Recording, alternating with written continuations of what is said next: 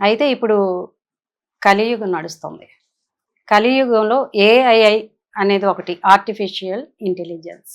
ఇది కల్కికి అవతారంగా అంటూ ఉన్నారు. మీరేమంటారు?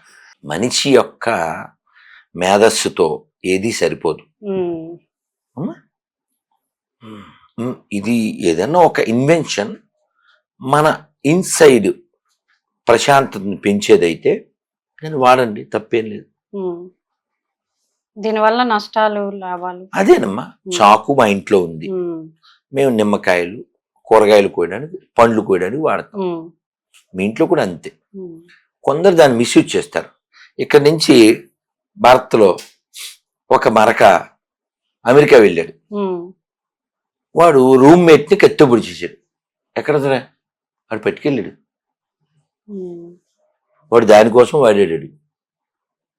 అంతేదమ్మా, ఉమ్, రూమ్మేట్ని, ఫ్రెండ్ని ఫోన్లే పాపమన్నాడికి ఆశ్రయం ఇస్తే, ఇంకో మనకు వాడు ఇండియా వాడే, వాడు ఈ ఆశ్రయం ఇచ్చినటువంటి వ్యక్తి భార్య మీద కొన్నేసి ఉమ్, ఆ భార్య, వేరే వాడి భార్య వీడికి లొంగకపోతే చంపేసి ఆ నేరం ఆ భర్త మీద వేసి ఆ భర్త జైలుకి వెళ్ళి ఈ పిల్లలు దిక్కుమాలను అయిపోయారు.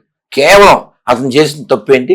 అయ్యో పాపం అన్నాం. ఉమ్, పాము చిన్నది, మీరు కొంచెం పాలు పోసారు, కొంచెం పండ్లు పెట్టారు, ఉమ్.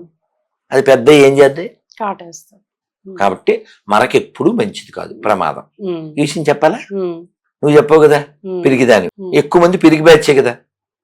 Hi bro, hi bro, hi merry Christmas, yes merry Christmas, Eid ముబారక్, ఈద్ ముబారక్. ఇలా అబద్ధాలు చెప్పే హిందువులు ఎక్కువ మంది ఉన్నారు. ఉమ్,